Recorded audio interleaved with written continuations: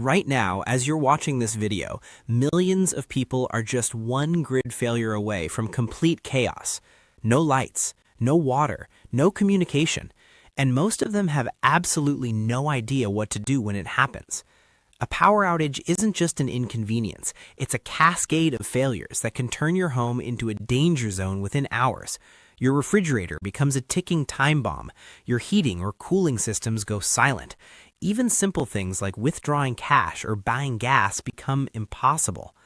In the next several minutes, I'm going to walk you through the 7 critical survival rules that separate those who panic from those who thrive when the grid goes down. These aren't theoretical tips, these are the exact steps that could keep your family safe, fed, and secure during an extended blackout. Stay until the end because rule number 7 reveals the coordination strategy that turns individual survival into community strength. Welcome to Food Decider, where we break down the essential knowledge you need to protect what matters most. If you want more life-saving content like this, hit that like button and subscribe so you never miss a critical guide. Let's get started with rule number 1. When the power goes out, the first thing you need to do isn't check your phone or fiddle with a thermostat. It's to restore light. And I'm not talking about stumbling around trying to find that one flashlight buried in a junk drawer. I'm talking about a strategic lighting system that you should already have in place. Darkness breeds panic and confusion. It raises the risk of accidents and injuries. It makes simple tasks dangerous. Smart survivors have their homes prepped with multiple lighting solutions in specific locations. Here's what that looks like. Keep headlamps on or near your bedside table. These give you instant personal mobility with both hands free. You can move, carry things, and assess your situation without fumbling with a handheld flashlight. Store battery-powered lanterns in hall closets or central locations. These turn darkness into visibility instantly. If you can, install motion-activated solar lights at entryways. These serve double duty. They provide security and deterrence, letting anyone outside know your home is prepared and occupied. Place glow sticks and LED strips in bathrooms and stairwells. These prevent trips and falls in the most dangerous areas of your home. A broken ankle during a blackout isn't just painful, it's potentially life-threatening when emergency services are overwhelmed. The faster you regain visibility, the quicker you restore psychological control. Light doesn't just help you see, it calms your mind and signals to the outside world that you're not vulnerable. And here's something most people miss. When your home glows calmly in the dark while neighboring houses sit pitch black, you're less likely to be targeted by opportunists. You're communicating preparedness, and that matters during times of unrest. But light is only half of rule number 1. Once you've illuminated your space, immediately shift focus to security. Door deadbolts aren't enough. You need to check every single entry point in your home. That means windows, garage doors, basement vents, and side doors. Walk the perimeter mentally or physically and verify everything is locked. Next, draw your curtains and use blackout solutions on windows. This isn't paranoia, it's privacy and deterrence. You don't want people looking in to see what supplies you have or how many people are in your household. With electronic security systems down, you need to rely on manual solutions. Use wooden dowels in sliding windows and doors. Engage physical deadbolts. Create physical resistance at every vulnerable point. Finally, gather your family in a central, safe area. This keeps everyone calm, preserves warmth, and ensures essential supplies are close. A lit, secure, organized home turns the first moments of chaos into victory. Early action here prevents risks from compounding later. Now let's move to rule number 2. Electricity powers most municipal water systems. When the grid fails, water supplies start to wobble within hours. They can go completely dry or become contaminated. You cannot wait and hope. You have to act the moment the outage starts. Fill containers instantly, and I mean instantly. Bathtubs, sinks, pots, pans, buckets, anything that holds water. Every flowing minute counts because once water pressure drops, recovery could take days or even weeks. Here's what most people don't realize. They drastically underestimate their water needs. The minimum is 1 gallon per person per day. For a family of 4, surviving 5 days means you need 20 gallons just for essential drinking and basic hygiene. That's a lot more than most people think. But you also need to conserve aggressively, use water sparingly, prioritize hydration above all else. For hygiene, you can get by with less than you're used to, but you cannot compromise on drinking water. Now, securing water only solves half the problem. You also need to purify it. Here's your arsenal of purification methods. Boiling is the most reliable. Bring water to a rolling boil for at least 1 minute. This kills virtually all pathogens. You can do this on propane stoves, grills, or even solar cookers. Filtration systems like LifeStraw or gravity-fed filters work excellently for removing bacteria and parasites. Keep these in your emergency kit. Chemical treatments include purification tablets or household bleach. For bleach, use about 8 drops of regular unscented bleach per gallon of water. Let it sit for 30 minutes before drinking. But what if your stored water runs out? You need alternative sources, and their clean water can be collected from gutters into clean barrels or tarps. Just make sure to purify it before drinking. Your freezer likely has ice that can be melted. Canned goods contain liquid that's usually safe to consume. Even the water in your toilet tank, not the bowl, the tank, can be used if it hasn't been treated with chemical cleaners. And here's a critical health note. Monitor everyone in your household for dehydration, especially children and the elderly. Confusion, poor decision-making, and unusual fatigue are warning signs.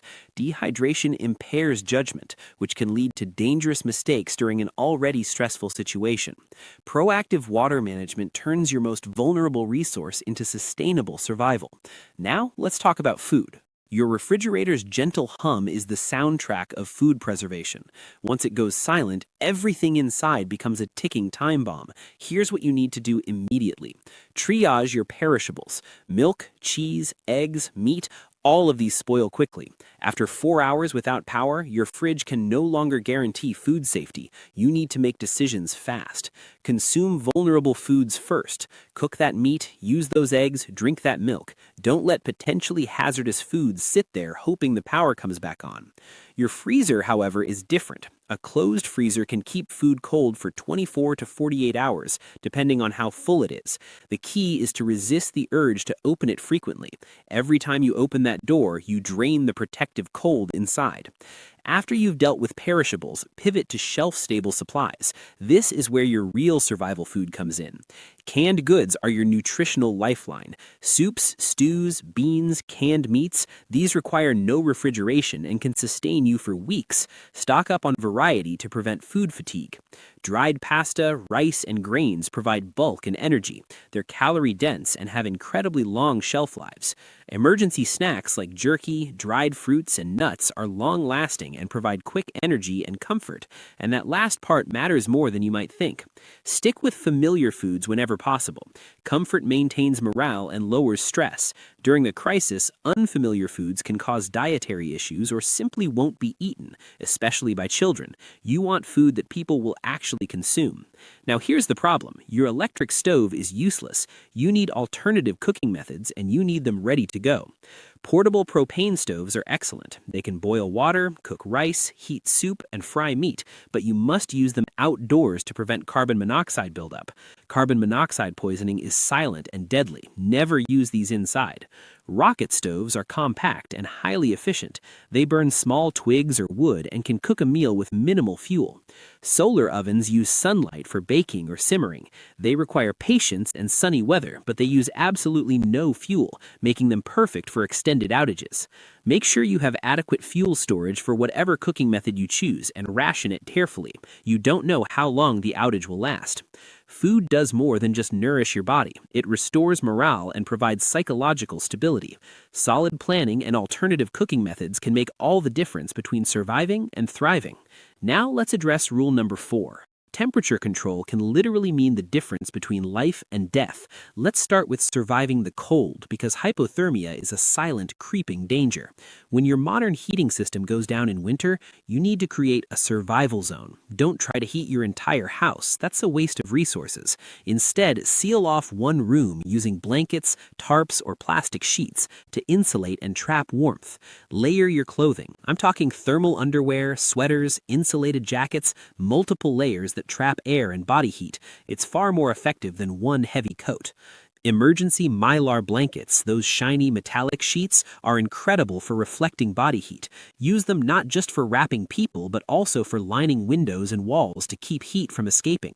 Sleeping bags, especially those rated for cold weather, provide top-tier insulation. Get everyone into sleeping bags if you have them.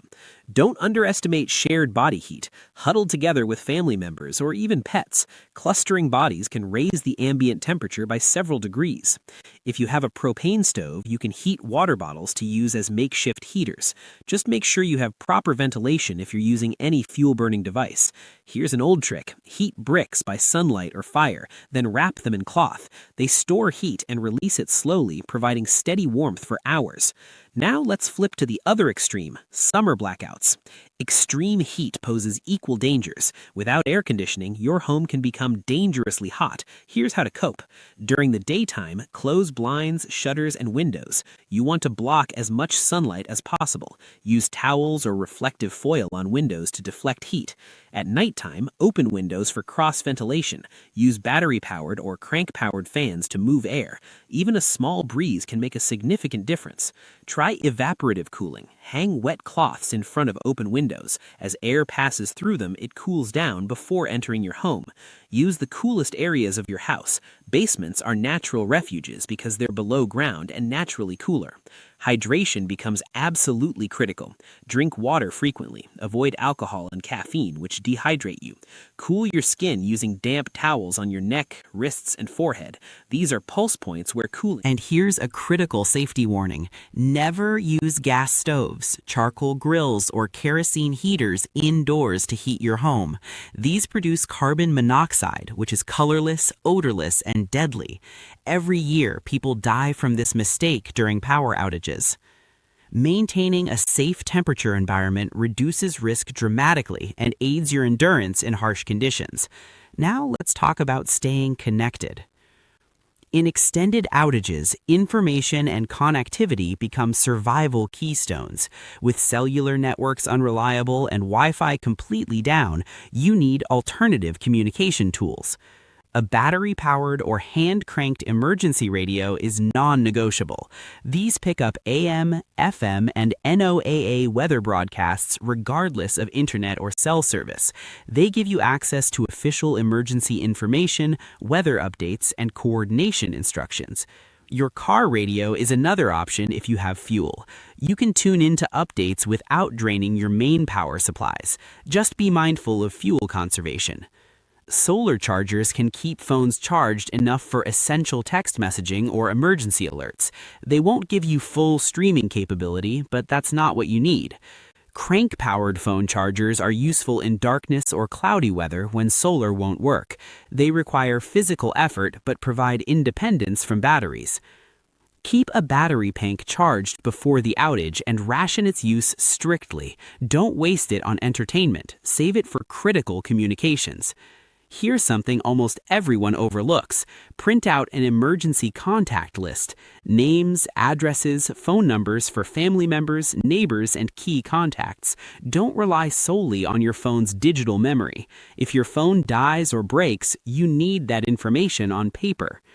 For local coordination, walkie-talkies are excellent. You can communicate with family members in different parts of your property or coordinate with neighbors without relying on cell towers.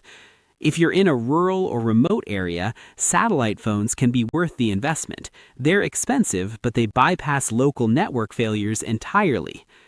Non-electronic signaling methods matter too. Whistles can be heard over a mile away in quiet conditions.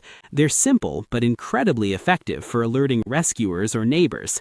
Signal mirrors, flares, and brightly colored flags can help rescuers locate you without relying on GPS or phones.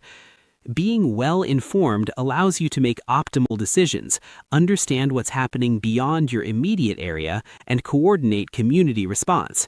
Information is power, especially when everything else has failed. Now we need to talk about health. The absence of running water quickly turns hygiene and sanitation into genuine hazards. This isn't about comfort, it's about preventing disease outbreaks that can happen remarkably fast when sanitation breaks down. Stock alternatives to running water for hygiene. Baby wipes and body wipes aren't luxuries during an outage. They're essential for preventing disease. Hand sanitizer falls into the same category. You must be able to clean your hands after using the bathroom and before eating. You need heavy-duty plastic bags for managing trash, human waste, used wipes, and contaminated materials. This isn't pleasant to think about, but it's critical. Set up an emergency toilet system. A bucket, a toilet seat lid that fits on it, and odor control bags create an ugly but effective solution when your regular toilet won't flush. Maintain routine sanitation religiously. Wipe hands after bathroom use and before eating. These simple habits halt disease spread and prevent illness that could become dangerous when medical care is limited. Now let's address medications, because this is where many people make critical mistakes. Many medications require refrigeration: insulin, certain antibiotics, and some biologics. When the power goes out, you have a narrow window to protect these. Battery-powered mini coolers are the best solution for storing temperature-sensitive medications. If you or a family member depends on refrigerated medication, invest in one of these. As a temporary measure, you can use ice packs in a thermos-style container. Just act quickly because the cold won't last long. Always store medications in their original containers. These provide dosing instructions and critical emergency information that could be vital if you need professional help. Keep a written list of all medications, dosages, and schedules. If you need to share this information with emergency responders or medical professionals, you want it readily available.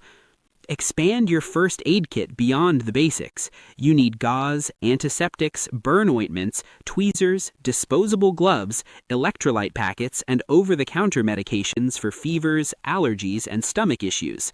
Immediate treatment of minor injuries prevents them from escalating into major medical emergencies when hospitals are overwhelmed or unreachable. And here's something people almost never think about. Mental health matters during high-stress events. Anxiety and panic are real physical responses that weaken your immune system and impair decision-making. Include calming tools in your kit: lavender oil, a good book, playing cards, anything that can distract and calm minds under stress. Mental health stability directly improves physical immunity and the quality of decisions you make. A secure, healthy household adapts to disruption and can actually thrive during the blackout instead of just surviving it. Which brings us to the final and perhaps most important rule. Surviving beyond the initial chaos requires endurance, and endurance requires resource management. Here's what most people get wrong. They use everything at once in the first day or two, then have nothing left when the outage extends. Take inventory of your current supplies immediately: water, food, batteries, fuel, everything. Create a visible ration plan that everyone in the household can see and understand. Set daily limits for each item. Chart out meals. Assign one person as the resource monitor to track usage and enforce allocations. This might sound extreme, but it prevents the tragedy of running out of critical supplies when you needed them most. Stretch your supplies by planning for the worst case. If you think the outage will last 3 days, prepare as if it will last 10. This mindset keeps you from running out and forces smarter conservation. Now let's talk about coordination within your household. Even small families need structure during extended emergencies. Delegate responsibilities. Someone handles radio checks, someone maintains hygiene stations, someone manages childcare or elderly care, someone monitors resource usage. Rotate duties to prevent fatigue and burnout. Share the workload and keep everyone engaged. When people have roles, they feel useful and maintain better morale. Speaking of morale, this is where many survival plans fail. People focus so much on supplies that they forget about mental and emotional endurance. Play games, encourage journaling, tell stories. Use this forced time together to actually reconnect as a family. It sounds counterintuitive, but creating a positive atmosphere reduces risk-taking behavior, preserves energy, and keeps everyone psychologically stable. Now here's something critical. Isolation multiplies risk. Your neighbors are assets, not competitors. Check in on vulnerable people, seniors living alone, single parents, households with special medical needs. These people might desperately need help and be too proud or scared to ask. Share information and resources. If you have extra batteries and your neighbor has extra water, trade. If one household has a generator and another has fuel, coordinate. If security is a genuine concern, organize night watches together. And here's a mistake almost everyone makes, assuming their credit and debit cards will work. They won't. Card readers require power. You need cash, and specifically, you need small bills. Store cash with your important documents, identification, insurance papers, medical information. Keep it accessible but secure. Building a support network isn't just good ethics, it's smart survival strategy. Groups survive better than individuals. Communities recover faster than isolated households. But even with perfect planning, flexibility is essential. Blackouts often outlast initial expectations. Reassess your situation daily. As supplies dwindle, adapt your plans. Stay mentally agile and avoid complacency. Just because you made it through 3 days doesn't mean you can relax. The outage might last 7. Conserve physical strength. Don't exhaust yourself with unnecessary activity. Rest is a resource just like food and water. And here's an opportunity most people miss. When you're prepared and your neighbors aren't, you become a natural leader. Use that position to organize, coordinate, and strengthen your community. The person who keeps calm and has a plan becomes the person others turn to for guidance. Watch for signs that the outage is ending versus extending. Are there work crews in the area? Are certain neighborhoods getting power back? Is there official communication about timelines? Use this information to adjust your strategy. When power does return, have post-outage recovery priorities ready. Check all food safety, inspect your home for any damage, recharge all batteries and power banks, and restock anything you used. Sustained resilience, flexible adaptation, and strong coordination don't just help you survive, they empower you to lead and help others thrive during extended blackouts. The grid is fragile, but your preparation doesn't have to be. Which of these rules surprised you most? Drop a comment below and let me know. Don't forget to like this video and subscribe to Food Decider for more survival strategies that could genuinely save your life. Remember, it's not about luck, it's about preparation. Stay safe out there.